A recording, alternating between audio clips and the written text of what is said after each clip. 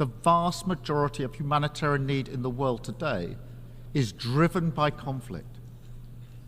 After 20 years of gains in tackling poverty, disease, and in health, war is one of the main regions that progress has stalled.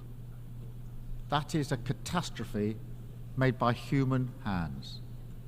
It has weakened the cause of cooperation, sowed political division between North and South, and turned the geopolitical dial away from the rule of law towards brute force and aggression.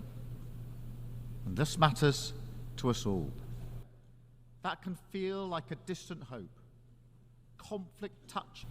My message today is this: we are returning the UK to responsible global leadership, because I think the international system can be better. We need it to be better.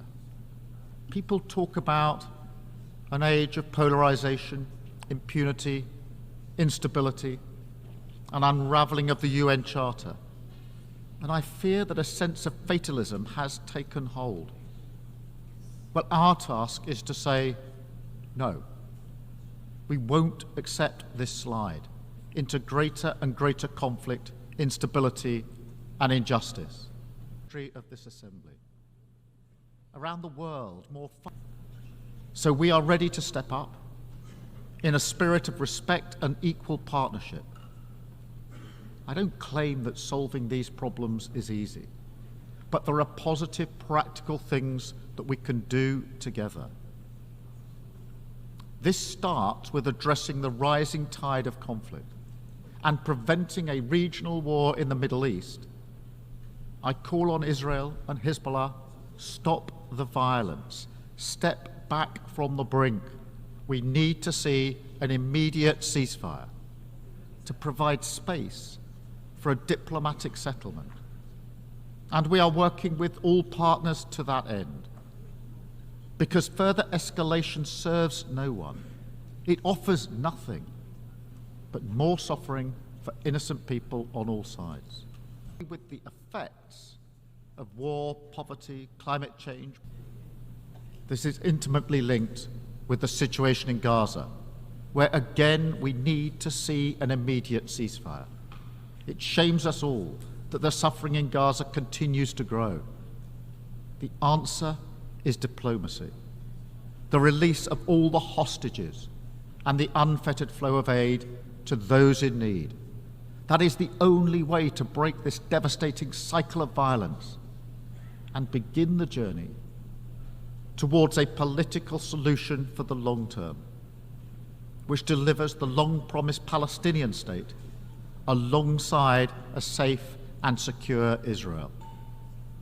We must also work together for peace in Sudan and a proper response to the worst humanitarian crisis in the world today. We need to see greater action to deliver aid and to deliver peace. We must work with others to solve these problems. And we must stand up for international law. And that's why we are so resolute in our support for Ukraine.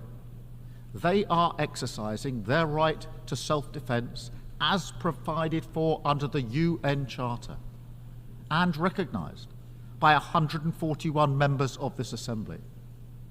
We will stand with Ukraine for as long as it takes, because the alternative would be to confirm the worst claims about this place, that international law is merely a paper tiger, and that aggressors can do what they will.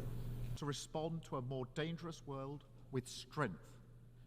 Reducing conflict is not the limit of our responsibility. Other global challenges impact us too. So we must work to get the SDGs back on track. So, Mr. President, under my leadership, the UK will lead again, tackling climate change at home and internationally, and restoring our commitment to international development. Did not cause this crisis, should not be left to cope with the consequences.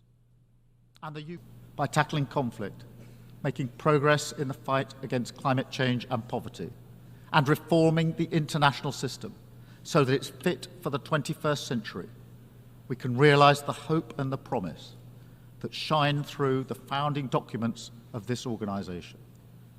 Together, in all our interests, we can change direction from the dangerous, destructive path we find ourselves on and turn instead towards the rule of law, towards cooperation, responsibility and progress, towards peace.